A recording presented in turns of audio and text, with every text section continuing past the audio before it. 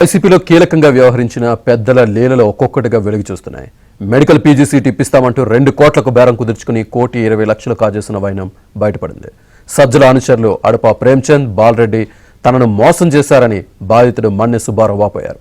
తన దగ్గర క్యాష్గా తీసుకున్న 45 లక్షలను 2023లో వైసీపీ సెంట్రల్ ఆఫీస్ నుంచి బొలెరో వాహనంలో తీసుకెళ్లి సజ్జల కార్యాలయంలో అందించారని ఆయన చెప్పారు. వీటితో పాటు మొత్తం 1,20,00,000 చెల్లించామని అన్నారు. చివరకు మెడికల్ సీటు మాట అటుంచి ఏడాదికి 40 లక్షల వడ్డీలు కట్టాల్సిన పరిస్థితి ఏర్పడిందని ఆవేదన వ్యక్తం చేశారు. తనకు జరిగిన అన్యాయాన్ని ప్రజా దర్బార్లో మొరపెట్టుకున్నారు. తాడేపల్లి పోలీస్ స్టేషన్లోనూ ఫిర్యాదు చేశారు. ఇకనైనా తమ డబ్బులు తమకు ఇప్పించాలని అంటున్న మన్నె సుబ్బారావుతో మా ప్రతినిధి Satya face to face. YSR Congress party అధికారంలో ఉండగా పెద్ద మనుషులుగా చలామణి అయిన వారి లీలలు ఒక్కొక్కటిగా బయటకు వస్తున్నాయి. మొన్న పెద్దిరెడ్డి రామచంద్రారెడ్డి అటవీ భూములను ఆక్రమించిన కేసు వెలుగులో చూడగా ఇప్పుడు తాజాగా సజ్జల రామకృష్ణారెడ్డి మెడికల్ కాలేజీలో సీట్ ఇప్పిస్తామని చెప్పి పీజీ సీట్ ఇప్పిస్తామని చెప్పి 1,20,00,000 వసూలు చేసిన సంఘటన బయటకు వచ్చింది. ముఖ్యంగా సజ్జల రామకృష్ణారెడ్డి అనుచరులైన ప్రేమ్చంద్ మరికొంతమంది కలిసి ఈ మొత్తం వ్యవహారాన్ని నడిపించినట్టుగా తెలుస్తోంది. ప్రస్తుతం దీనిపైన మనతో మాట్లాడేందుకు బాధితుడైనటువంటి ఎవరైతే ఉన్నారో స్టూడెంట్, అతని తండ్రి మనతో ఉన్నారు, సుబ్బారావు గారు. సుబ్బారావు గారు, అసలు ఏం జరిగింది? 2023లో మీరు ఎవరిని అప్రోచ్ అయ్యారు? ఏ విధంగా మీరు 1,20,00,000 ఇచ్చారు? అంటే అంత పెద్ద అమౌంట్ కదా, ఎలా నమ్మించారు? అంటే మిమ్మల్ని నమ్మించడానికి అంటే సజ్జల మనుషులమే అని చెప్పడానికి వాళ్ళు ఏం చెప్పారు? దీంట్లో సజ్జల పాత్ర ఎంతవరకు ఉందంటారు? నాకు విశాఖపట్నం, నా పేరు సుబ్బారావు, తుళ్ళూరు గ్రామం అది. నేను విశాఖపట్నంలో ఎలక్ట్రికల్ వర్కులు చేసుకుంటున్నాను. నాకు అక్కడ కట్టివాటి బాలరెడ్డి అని ఒక ఎమ్మెల్యే గారి ద్వారా పరిచయం అయిన వ్యక్తి. ఆయన మాకు చిన్న చిన్న హెల్ప్ చేస్తుంటాడు. ఆయన ద్వారా మా అబ్బాయి మెడికల్ సీట్ విషయంలో ఇలా వచ్చి మిస్ అయిందని చెప్పి ఆయన సంప్రదించగా ఆయన మనకి ఇలాగ సెక్రటరీలో మనకి తెలిసిన వాళ్ళు ఉన్నారు, వెళ్ళి వాళ్ళతో మాట్లాడదామని చెప్పి ప్రేమ్చంద్ని వాళ్ళ దగ్గరికి తీసుకొచ్చారండి. తీసుకొస్తే ప్రేమ్చంద్తో మాట్లాడి మమ్మల్ని సెక్రటరీకి తీసుకెళ్ళి ప్రేమ్చంద్ గారిని పెద్దిరెడ్డి వాళ్ళ ఛాంబర్కి తీసుకెళ్ళి మాతో మాట్లాడి మీకు మెడికల్ సీట్ ఇప్పిస్తాం అంటే మంత్రి పెద్దిరెడ్డి ఇద్దరు ఛాంబర్లకి తీసుకెళ్లారండి. ఈ ప్రేమ్చంద్ అని ఆయన తీసుకెళ్ళిన తర్వాత మాకు ఆల్రెడీ సీటు చండీగఢ్లో సీటు వస్తే ఆ సీటు జాయిన్ అవ్వలేదు వేరే కారణాల వల్ల. తర్వాత కౌన్సిలింగ్లో మనకి ఇక్కడ పెన్నమనేని సిద్ధార్థ మెడికల్ కాలేజీలో ఎలసిటీసీని వచ్చిందండి 10 లక్షల సీటు.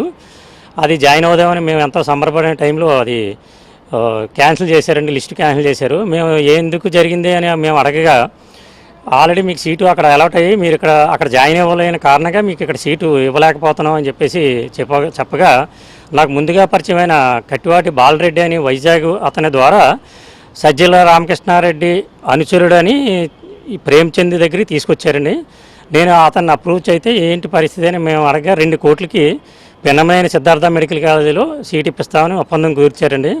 దాని నిమిత్తం ఇతనికి మేము 50 లక్షలు ఇచ్చామండి. ప్రేమ్చంద్కి 45 లక్షల క్యాషు, 5 లక్షల ఆన్లైన్ పేమెంట్ ఇచ్చాము సార్. మిగిలిన 50 లక్షలు కట్టివాటి బాలరెడ్డి అకౌంట్ ద్వారా 50 లక్షలు తీసుకున్నాడండి ఈయన.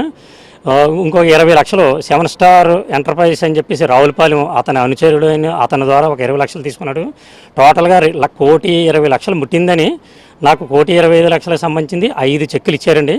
అందువల్ల నేను నమ్మాల్సి వచ్చిందండి. రెండోది అప్పట్లో ఉన్న ఓఎస్టీ ధనుంజయ రెడ్డి గారి చుట్టం తాలూకా సిస్టర్ అని చెప్పేసి మాకు Radhika Reddy NTR health university registrar అని చెప్పేసి ఆవిడతో కూడా మాట్లాడిచ్చారు. మీ అబ్బాయికి సీట్ ఇస్తాము, కన్ఫామ్గా అవుతుంది. ఎన్ఎంసీలో మీ అబ్బాయిది ఫస్ట్ కౌన్సిలింగ్లో సీట్ వచ్చి జాయిన్ అవ్వకపోవడం వలన లాక్ చేశారు మీది. తర్వాత ఎన్ఎంసీఓలో తీసుకున్న నిర్ణయం ప్రకారం మీకు సీట్ ఇక్కడ ఇప్పించడం వస్తుంది అని నమ్మబలిగారండి. అందువల్ల మేము నమ్మాము. ఈ మధ్య రీసెంట్గా అడుగుతుంటే ఈసారి గవర్నమెంట్ మాది వస్తుంది, మీరు ఏం చేసుకుంటారో చేసుకోండి, మీ దిక్కునోడితో చెప్పుకోండి అని చెప్పేసి పౌరుషంగా పదజాలంతో మాట్లాడడం వల్ల ఇలా మాట్లాడాక మీరు ఎవరికైనా ఫిర్యాదు చేశారా? అంటే ఇంత ఇన్సిడెంట్ జరిగే వరకు మీరైతే ఎవరి దగ్గరికి వెళ్ళలేదు. ఇప్పుడు వాళ్ళు మిమ్మల్ని పరుష పదజాలంతో దూషించడంతో మీరు వెళ్ళారు. మీరు ఏదైతే 50 లక్షలు ఇచ్చారు అందులో 5 లక్షలు ఆన్లైన్ ద్వారా ప్రదీప్కి ఇచ్చారు, ఆన్లైన్ ద్వారా ప్రేమ్చంద్కి ఇచ్చారు. మిగతా 45 లక్షలు ఏమైనాయి? 45 లక్షలు వాళ్ళ వైఎస్ఆర్సీపీ అక్కడ పాత వైఎస్ఆర్సీపీ ఆఫీస్ ఉంది, అక్కడ తీసుకొచ్చి బొలెరో కారులో 45 లక్షలు అక్కడి నుంచి ఆయన అప్పచెప్పిన కట్టివాటి బాలరెడ్డి ప్లస్ అతను ఇంకొక ఆయన్ని పంపించారు, ఆయన ద్వారా సజ్జల రామకృష్ణారెడ్డి గారికి అందిస్తానని చెప్పి తీసుకెళ్లారు మా దగ్గర అండి. వడ్డీలు కట్టలేక తీవ్ర ఇబ్బందులకు గురవుతున్నా, అదే సమయంలో తన కుమారుడు 2వ సంవత్సరం ఫీజు కట్టాలి కాబట్టి ఈ డబ్బులు ఖచ్చితంగా ఇప్పించాలని ఆయన విజ్ఞప్తి చేస్తున్నారు మన్నే సుబ్బారావు గారు. ఇది ఇక్కడ పరిస్థితి. కెమెరా పర్సన్ సురేష్తో సత్య, ఏబిఎన్ ఆంధ్రజ్యోతి, విజయవాడ.